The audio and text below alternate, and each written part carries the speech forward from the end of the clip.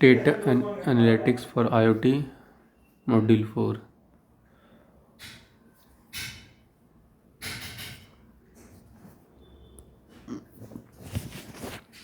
As, as more and more devices are added to IoT network, the data generated by this system becomes overwhelming. Means IoT network में क्या बहुत सारे हम devices connect करते हैं, बहुत सारे सेंसर्स हम कनेक्ट करते हैं, तो इससे जो डेटा जनरेट होता है बहुत large amount of huge amount of data generate होता है. Okay. Now, traditional data management system are simply unprepared for the demands of what has to be known as big data. इसी को हम क्या बोलते हैं, जो ट्रेडिशनल इसी डेटा को जो अनप्रिपेयर्ड डेटा होता है इसको हम बोलते हैं बिग डेटा की. बहुत सारे डेटाज हैं. तो real value of IoT is not just in connecting things but rather in the data produced by those things. The new services by you can enable via those connected things and the business insight that data can reveal. Means जो हमारे data आते हैं, real value क्या, data जो produce हुआ तो और उससे जो कनेक्टेड थिंग्स से तो डेटा में गेट हुआ और डेटा को हम क्या क्या हम यूज में कर सकते हैं. तो real value of IoT means data को हम इंफॉर्मेशन से हम क्या एक्टिविटी कर सकते हैं. However, to be useful, the data needs to be handled in a way that is organized and controlled. Means अब ये जो डेटा मिला तो इस डेटा को हमें हैंडल करने हैं, इन ऑर्गेनाइज्ड मैनर में डेटा को हैंडल और डेटा को कंट्रोल करने हैं. This a new approach to data analytics is needed for the internet of things. इसलिए हमें जो डेटा को हैंडल करने का नीड हुआ, कितने सारे डेटाज हैं वेरियस सेंसर्स का, तो हमें डेटा को हैंडल करने के लिए हमें नीड हुआ, तो हम इसलिए हम पढ़ते हैं डेटा एनालिटिक्स कि डेटा को हम एनालिटिक्स करेंगे. तो एनालिटिक्स होता क्या है. In the world of IoT the creation of massive amount of data, बहुत सारे डेटा मिलते हैं हमें कहाँ से, from sensors, is a common and one of the biggest challenges, not only from the transport perspective but also from a data management standpoint. Means ये जो data हमें मिले ना कि हमें डेटा को ट्रांसफ़र करने में केवल प्रॉब्लम हो रहा है बट ऑल्सो डेटा को मैनेजमेंट करने में भी एक प्रॉब्लम है. ये सारे जो डेटा हैं जैसे कि मॉडर्न जेट इंजन जो है are fitted with thousand of sensors and it generate almost 10 GB data per second. जो हमारा जेट इंजन है वो 1 सेकेंड में 10 GB डेटा को जनरेट करता है. अब इस सारे डेटा को हम हैंडल करने हैं, फिर हैंडल से हमें डिसीजन लेने हैं, तो हम इसके लिए एक डेटा एनालिटिक्स पढ़ते हैं. Analysing of this amount of data in the most efficient manner possible falls under the umbrella of data analytics. ऐसे सारे डेटा को हैंडल करना इन एफिशिएंट मैनर में तो किसके अंदर आता है, डेटा एनालिटिक्स के अंदर आते हैं. Means not all data is the same, सभी डेटा एक टाइप के नहीं होते हैं. It can be categorised and thus analysed in different ways. Means सब डेटा सेम नहीं होते हैं. डेटा को हम कैटेगराइज करेंगे और फिर उसको अलग अलग तरीके से हम डिफ्रेंशिएट करेंगे. जैसे कोई डेटा हमारे पास है, उस डेटा में मान लो कि बहुत सारे डेटा है, नाम हो गया, रोल नंबर हो गया एंड मार्क्स हो गए, ये सारे डेटा हैं. अभी डेटा क्या है, अरेंज नहीं है. कोई नाम ए हो गया, इसका रोल नंबर 3 है, इसके मार्क्स 5, ये अरेंज नहीं है. ऐसे से लार्ज अमाउंट ऑफ डेटा है. तो सब डेटा सेम नहीं है. एक नेम का डेटा हो गया, एक रोल नंबर का डेटा हो गया और एक मार्क्स का डेटा, सभी डेटा सेम नहीं है. तो हम इस डेटा को हमने क्या किया, कैटेगराइज कर दिया है नेम से, रोल नंबर से एंड मार्क्स से इन डिफरेंट वेज. ओके. तो क्या depending on how data is categorised है, various data analytics tools and processing method can be applied. Means data को कैटेगराइज के अनुसार से हम डिफरेंट डिफरेंट डेटा एनालिटिक्स का टूल्स एंड मेथड्स अप्लाई करेंगे उस डेटा पे।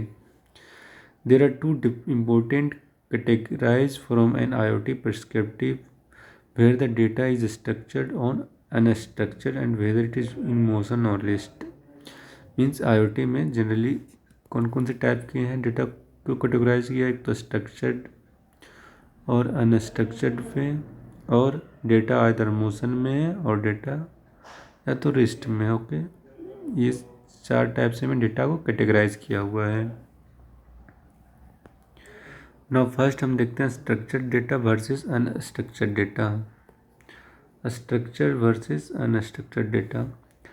Structured data and unstructured data are important classification as they typically require different tool set। From data analytics perspective means data analytics perspective के अनुसार different tool set use होंगे किसके लिए, structured data के लिए और अनस्ट्रक्चर्ड डेटा के लिए। Structured data means the data follows A model, means data के एक मॉडल सेट को फॉलो करेगा, और schema it defines how the data is represented और ऑर्गेनाइज्ड, जो बताएगा कि जो हमारा डेटा ये मॉडल को फॉलो कर रहा है और इस मैनर में हमारा डेटा ऑर्गेनाइज्ड है। And it fit well with A traditional relational database management system, और ये RDBMS में फिट रहे कि RDBMS में वेल फिटेड होगा। In many cases you will find structured data in a simple tabular form। बहुत cases में जो स्ट्रक्चर्ड डेटा होगा सिंपल टेबल के फॉर्म में रहेगा, जैसे एक्सेल सीट का डेटा हो गया। तो क्या नेम होते हैं, roll number, marks, various data रहेंगे स्ट्रक्चर्ड के फॉर्म में, सिंप्लीफाई रहते हैं। Such a spreadsheet where data occupies is a specific cell and can be explicitly defined and referenced। And structured data can be found in most computing systems and includes everything from banking transaction and invoices to computer log files and router configuration। ये सारे system में क्या है, हमारा जो data होंगे क्या होंगे, स्ट्रक्चर्ड मैनर में होंगे। IoT sensor data often uses structured values such as temperature, pressure and humidity and so on which are all set in a known format। जो हमें सेंसर्स के डेटा होंगे एक फॉर्मेट में डेटा को रिप्रेजेंट करेंगे, इसलिए जो हमारा सेंसर्स के डेटा होंगे वो किस फॉर्मेट में होंगे, स्ट्रक्चर्ड डेटा होंगे। वो क्या होंगे, structured data. Structured data is easily formatted, stored, queried and processed. Mean जो भी स्ट्रक्चर्ड डेटा इजीली फॉर्मेट में होगा, स्टोरेज इजी होगी, क्यूरी मीन्स किसी कोई भी डेटा को ढूंढनी है तो इजी हम क्यूरेट कर सकते हैं डेटा को, और इस डेटा को प्रोसेस भी हम आसानी से कर सकते हैं। स्ट्रक्चर्ड मीन्स हो गया मतलब डेटा को अरेंज हो गया, अरेंज किया हुआ डेटा है इन्हें एक मैनर में, कि हमें एक डेटा सपोज बैंक का ट्रांजैक्शन है तो बैंक तो कस्टमर नेम हो गया, ट्रांजैक्शन डेट हो गया, अमाउंट हो गया, तो सारे डेटा अगर कस्टमर नेम है तो सारे डेटा कस्टमर नेम में होंगे, अकॉर्डिंग ट्रांजैक्शन आईडी होंगे, अमाउंट हो गए, डेटा अरेंज्ड होंगे, ना कि डेटा क्या ना तो कहीं मिक्स्ड नहीं है डेटा, ये अरेंज डेटा होंगे। Since because of highly organizational format of structured data, a wide array of data analytics tools are readily available for processing this type of data. For custom script to commercial software like Microsoft Excel and Tableau, these are the script for the commercial software for the structured data. अब now unstructured data। Unstructured data lacks of logical schema for understanding and decoding the data through the traditional programming means, ये कोई भी data इसका कोई logic ही नहीं है, कुछ arranged है ही नहीं है, विदाउट अरेंज किया हुआ डेटा है, तो इसको थोड़ा सा अंडरस्टैंडिंग करना, डिकोडिंग करना थोड़ी मुश्किल होती है यूजिंग ट्रेडिशनल मेथड से करेंगे तो। This type of data include text हो गया, स्पीच हो गया, इमेज हो गया एंड वीडियो। ये सब डेटा क्या है? अनस्ट्रक्चर्ड डेटा है। ओके, ये इंपॉर्टेंट पॉइंट है कि जो text, speech, image and video, these data are unstructured data. A general rule: any data that does not fit neatly into a predefined data model is classified as unstructured data. Means कोई भी data अगर pre defined model को fit नहीं कर रहा है तो वो डेटा क्या होगा? Unstructured data. Pre defined model means क्या होगा? कोई भी मॉडल एक डिफाइंड मॉडल है, कोई मॉडल एक डिफाइंड हो गया, जैसे माइक्रोसॉफ्ट एक्सेल हो गया, उसमें डेटा फिट हो रहा है, और कोई ट्रांजैक्शन का बैंक का सिस्टम है, उसका एक डेटा है, उस मॉडल को फॉलो कर रहा है, तो वो होगा वो क्या होगा? स्ट्रक्चर डेटा होंगे। अगर कोई भी डेटा किसी भी मॉडल को फॉलो नहीं कर रहा है, प्री डिफाइंड डेटा मॉडल को फॉलो नहीं कर रहा है तो वो डेटा होगा unstructured data. Now, according to some estimate, around 80% of businesses data is unstructured data. Means लगभग 80% डेटा जो है वो क्या है? अनस्ट्रक्चर्ड डेटा है। Because of this fact, data analytics method that can be applied to unstructured data such as cognitive computing and machine learning are deserved garnering a lot of attention. Since most of data क्या है? Business data is unstructured data है, इसलिए हमें जो इसके लिए data analytics method होगा for the unstructured data के लिए, तो क्या होगा इसमें? Cognitive computing and machine learning are more deserve for unstructured data. With machine learning applications such as natural language processing (NLP), you can decode a speech. With image and facial recognition application, you can extract critical information from a still image and video. तो क्या means आप using these application, cognitive computing और machine learning से हम ये सब data को decode कर सकते हैं, रिकॉग्नाइज कर सकते हैं using these method. Now some smart objects in IoT network generally both structured data and unstructured data. कुछ स्मार्ट ऑब्जेक्ट होते हैं इन IoT नेटवर्क में, वो क्या करते हैं? दोनों डेटा जनरेट करते हैं, स्ट्रक्चर्ड डेटा भी और अनस्ट्रक्चर्ड डेटा भी। तो structured data is more easily managed होगा, processed due to it is well defined organisation. Means structure data क्या होगा? इजीली मैनेज्ड प्रोसेस हुआ। क्यों? क्योंकि ये डेटा सेट जो है, ये डेटा जो है एक प्री डिफाइंड मॉडल को फॉलो कर रहा है। On the other hand, unstructured data can be harder to deal with and typical requires very different analytics tool for the processing the data. But unstructured data के लिए क्या है? इसको handle करना, इसको एनालिटिक करने का अलग टूल होंगे, तो थोड़ा इसको डील करना थोड़ा हार्डर होता है अनस्ट्रक्चर्ड डेटा को। तो ये क्या है? ये देखो, ये हमारा स्ट्रक्चर्ड डेटा है, ये हमारा डेटा स्ट्रक्चर्ड है, एक वेल ऑर्गेनाइज्ड फॉर्मेट में डेटा हमारा है, स्प्रेडशीट डेटाबेस। और ये डेटा हमारा क्या है? किसी भी एक मॉडल को फॉलो नहीं कर रहा है, तो वो क्या? अनस्ट्रक्चर्ड डेटा जैसे text, image, video and speech क्या है? Unstructured data. And spread set and database जो डेटा होगा वो क्या होगा? Structured data. अब आती है data motion versus data in rest. Data in motion and data at rest में क्या डिफरेंस है?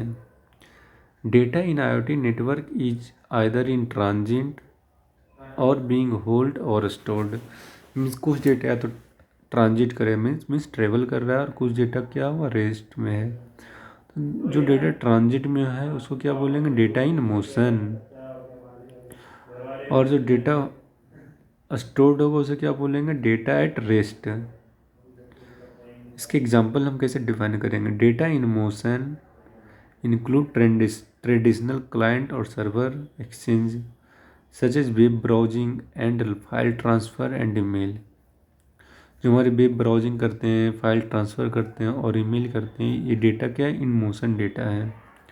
And data shift to hard drive, storage array, USB drive is data at rest. Means hard drive और USB drive में जो भी data store किया हुआ है तो उस डेटा को हम बोलेंगे data at rest.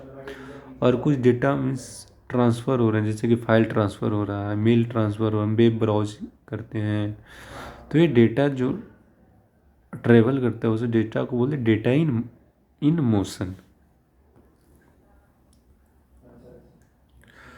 Now form an IoT perspective, from an IoT perspective से हम क्या बोलेंगे, data from a smart object is considered data in motion since it passes through the network en route to its final destination. IoT perspective में केवल data from a smart object considered data in motion since it passes through network to its final destination. This is often processed at the edge using the fog computing. Means ये जो process होता है using किससे होता है, at edge, using process at the edge और fog computing. When data is process, जब data process हो गया at the edge, it may be filtered and deleted और forwarded for the further processing and possible storage at fog node और in the data centre. जब data एक बार process हो गया एज पे, मीन्स ट्रांसफ़र होने से पहले, ओके, क्लाउड पे स्टोर होने से पहले डेटा प्रोसेस हुआ, तो क्या इस डेटा को या तो फिल्टर्ड होगा और डिलीट करे होगा और फॉरवर्ड करेंगे फॉर फर्दर प्रोसेसिंग के लिए, एंड पॉसिबल स्टोरेज जो होगा फॉग नोड पे in the data center. Means data does not come to the rest at the edge, means जो रेस्ट एज पे डेटा रेस्ट में नहीं होगा, okay. When data arrive at the data centre, जब data एक बार data center में पहुंच गया, it is possible to process it in real time just like at the edge while it is still in motion, okay. Means जब एक बार data centre पे पहुंच गया तो अब डेटा को वहाँ पे प्रोसेस होगा इन रियल टाइम पे, जिस तरीके से एज पे प्रोसेस हुआ, but it is still in motion है। सिंस डेटा प्रोसेस हो रहा है means data is still in motion. Tools with sort of capabilities are Spark, Storm and Fling. These are the tools. And data rest in IoT network can be typically found in IoT broker in or in some sort of a storage area at the data center.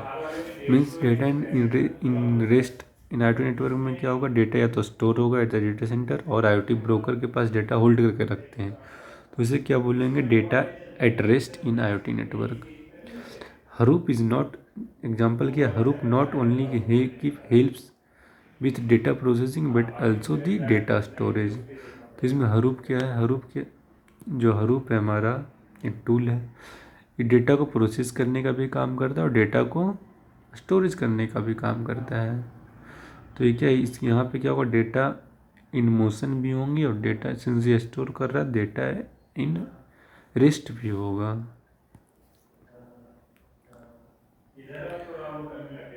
Now,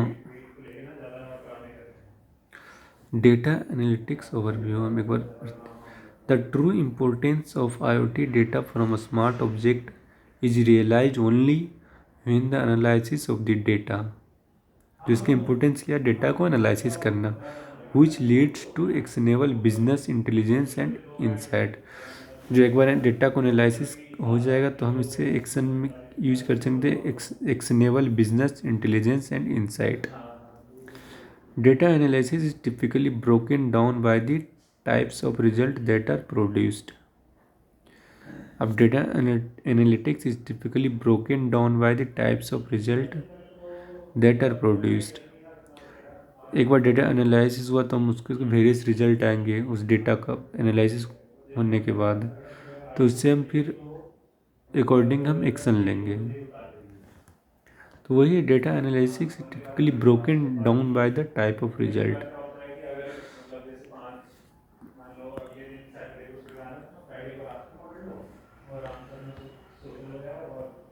ये types of data analytics and their result. Okay, ये descriptive means, अगर descriptive means कि ये हमारा data है, suppose करिए हमारा data है। ओके, अभी डेटा के raw data, processed network ops data, mobile internet, machine and sensors usage, video, social media, relationship and social influencer, email messaging, CHM, NDRP, geo location, event alarm, ये सारे data हैं। अब ये सब कितने सारे डेटा हो जाएंगे। तो अब इस डेटा को एक हमें एनालिसिस करने हैं। तो बिग डेटा टेक्नोलॉजी टर्म आया। वो सभी data collect, integrate, process and aggregate and visualize करेंगे। तो डिस्क्रिप्टिव क्या करेगा, डेटा व्हाट इज हैपनिंग, क्या हो रहा है। Diagnostic, why did it happen means यह क्यों हुआ, कोई भी डेटा ये हुआ तो ये क्यों हुआ। What is likely to happen means next संभावना क्या होगा। डेटा का अगर इस तरीके से पैटर्न आ रहा है तो what is likely to happen means predict कर सकते हैं, it may be this could be happen. Prescriptive, what should I do about it means अगर ये होगा तो हम ये एक्शन ले सकते हैं। इस तरीके से वेरियस डेटा से हम डेटा को एनालिसिस करके रिजल्ट हम फाइंड आउट कर सकते हैं कि prescriptive, diagnostic, predictive and prescriptive means जो मीन्स क्या, जो हमारे descriptive means what is happening, diagnostic why did it happen, predictive what is likely to happen and prescriptive what should I do about it. ये सारे analysis हैं, data analysis के result हैं। No no अब क्या, there are 4 types of data analysis result. Okay, descriptive हमने देखा। Descriptive क्या है, तो descriptive it tells about what is happening either now और इन द पास्ट मीन्स क्या हुआ, अभी क्या हुआ और पास्ट में क्या हुआ। What is happening data, what is happening either now और in the past. For example, a thermometer in a truck engine report temperature values every second means thermometer जो होता है इन ट्रक इंजन में every second उसका value measure करता है। For descriptive analysis prescriptive, you can pull this data at any moment. किसी moment में हम डेटा को टिक ले सकते हैं inside into the current operating conditions of the truck engine means किसी भी टाइम पे हम डेटा को हम चेक कर सकते हैं कि अभी इसके टेम्परेचर, इंजन की टेम्परेचर क्या है। Using descriptive analysis prescriptive, if the temperature value is 2 है, suppose temperature value of engine का 2 है, then there may be a cooling problem means अगर टेम्परेचर वैल्यू इंजन का हमेशा ज़्यादा है means it may be a cooling problem और engine में be experiencing too much load, और इंजन पे लोड ज़्यादा हो रहा है, इसकी वजह से टेम्परेचर इंक्रीज हो रहा है। ओके, अब नेक्स्ट एनालिसिस आती है diagnostic. Diagnostic means when you are interested in why. Diagnostic data analysis can be provide the answer. Continuing with the example of the temperature, इसी एग्जाम्पल को हम कंटिन्यू रखते हैं जो ट्रक इंजन वाला। You might wonder why truck engine failed means truck engine क्यों fail हो गया। Diagnostic analysis might show that temperature of the engine was too high and the engine overheat. तो हम डायग्नोस क्या किए कि जो हमारा टेम्परेचर जो इंजन का टेम्परेचर बहुत ज़्यादा हाई हो गया जिसकी वजह से हमारा इंजन ओवरहीट हो गया।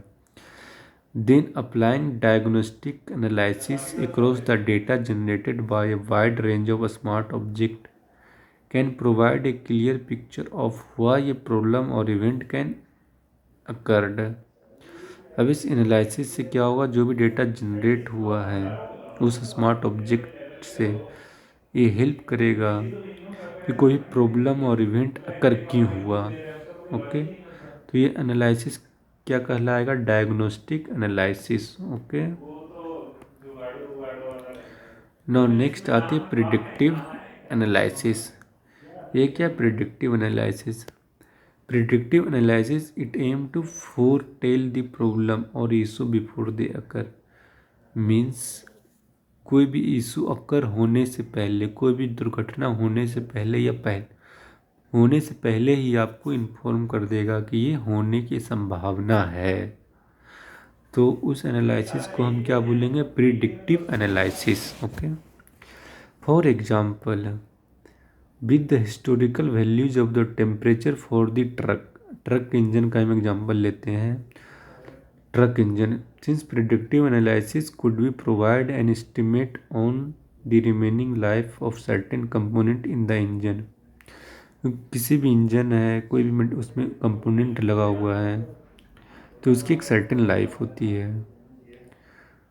तो ये क्या बताएगा, उसकी एक सर्टेन लाइफ होगा तो पहले से इंडिकेट कर देगा कि इसकी लाइफ 4 साल है, तो 2 साल इंडिकेट कर देगा कि 1 महीने और बचे हुए हैं। तो क्या करो, this component could then be proactively replaced before the failure occur. तो वो कंपोनेंट फेल होने से पहले ही हमें रिप्लेस करनी है। ये वो इसको क्या बोलते हैं, proactively replaced before the failure occur. और happens such as if temperature values of the truck engine start to rise। जैसे यहाँ पे क्या हमारा ट्रक इंजन है एग्जांपल के, on the behalf of example, तो उसका क्या हो रहा है, टेम्परेचर इंक्रीज हो रहा है slowly over the time. Means अगर टेम्परेचर इंक्रीज हो रहा है तो क्या वजह से हो सकता है, तो हम it could indicate the need for an oil change, हम ऑयल चेंज कर दें। और some other sort of the engine cooling maintenance, जो हमारा इंजन का कूलिंग है उसका मेंटेनेंस कर लें। क्यों? क्योंकि टेम्परेचर हमारा इंक्रीज हो रहा है। नॉर्मल कंडीशन में अगर हमने लोड दिया है और टेम्परेचर इंक्रीज कर रहा है तो ओके है कि हमने लोड दिया है, बट इन नॉर्मल कंडीशन में हमारा टेम्परेचर इंक्रीज हो रहा है, इसका मतलब क्या है, कुछ इंटरनल इशूज हैं कि हम तो इंडिकेट किया कि या तो हम ऑयल चेंज कर दें, या तो हम ऑयल चेंज कर ले, और जो कूलिंग मेंटेनेंस है इंजन का सिस्टम उसकी मेंटेनेंस कर लें। तो ये क्या होगी, प्रिडिक्टिव एनालिसिस कहेंगे हम इसे। अब नेक्स्ट एंड लास्ट आती है प्रिस्क्रिप्टिव एनालिसिस। तो क्या होगी, prescriptive analysis goes a step beyond predictive and recommended solution for upcoming problem. ये क्या है, कोई भी एक स्टेप और आगे, मतलब अगर ये प्रॉब्लम अकर हुआ है तो इसका सॉल्यूशंस ये होंगे। ओके, कि ये प्रॉब्लम भविष्य में आएंगे तो इसकी सॉल्यूशंस ये है, हमने पहले ही बता रखा है। ये prescriptive analysis the temperature data from a truck engine might calculate various alternative to cost effectively maintain of the truck. This calculation could range from the cost necessary for more frequent oil changes and cooling maintenance to installing new cooling equipment on the engine or upgrading to a lease on a model with a more powerful engine। कहीं बार बार ये system fail हो रही है तो हम क्या करेंगे कि ये सिस्टम फेल हुआ, टेम्परेचर बार बार इंक्रीज हो रहा है, तो क्या, या तो हम इंजन अब चेंज कर लेंगे नेक्स्ट टाइम से, या वो ऑयल हम पहले ही चेंज कर देंगे कि ये प्रॉब्लम हो रहा है तो हम इसके सॉल्यूशंस ये होंगे। It look prescriptive analysis looks at variety of factor and makes the appropriate recommendations. Various factor होते हैं, उसके अनुसार से हम रिकमेंड करेंगे, ये अगर ये फेल्योर है तो ये इसकी सॉल्यूशंस होंगे। ये क्या होंगे, इसको बोलेंगे प्रिस्क्रिप्टिव एनालिसिस। एक स्टेप बियॉन्ड है ऑफ द प्रिडिक्टिव एनालिसिस। ये कौन सी एनालिसिस है, प्रिस्क्रिप्टिव। इसमें क्या होगा, कोई भी अगर ये प्रॉब्लम होंगे या अपकमिंग प्रॉब्लम ये आएंगे तो उसकी सॉल्यूशंस ये हैं। Okay, this type of analysis is called prescriptive analysis.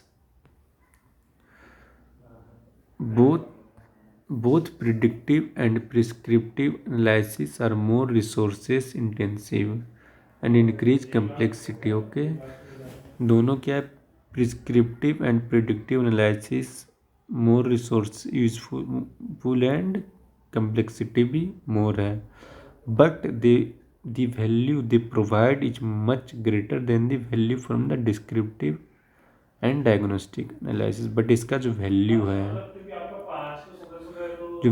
है प्रिस्क्रिप्टिव एंड प्रिडिक्टिव का is more greater than the descriptive and diagnostic analysis. Okay, ये एक्स एक्सिस पे कम्प्लेक्सिटी है, वाई एक्सिस पे क्या है, वैल्यू है। तो कम्प्लेक्सिटी किसकी ज़्यादा है, prescriptive and predictive, and value भी इसी का ज़्यादा है। ओके, इसकी कम्प्लेक्सिटी कम है और इसकी वैल्यू भी कम है, किसकी, डिस्क्रिप्टिव एंड डायग्नोस्टिक का कम्प्लेक्सिटी कम है एंड वैल्यू भी कम। प्रिडिक्टिव एंड प्रिस्क्रिप्टिव क्या, वैल्यू भी ज़्यादा एंड कम्प्लेक्सिटी भी ज़्यादा। क्यों, क्योंकि these are the more resource useful intensive and increase their complexity.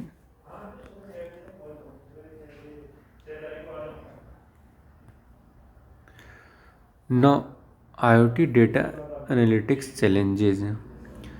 Problems by using RDMS in IoTs. Means RDMS क्या है, database management system.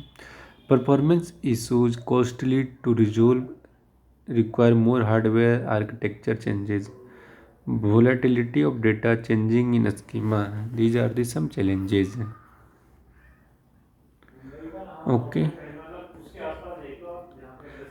thank you.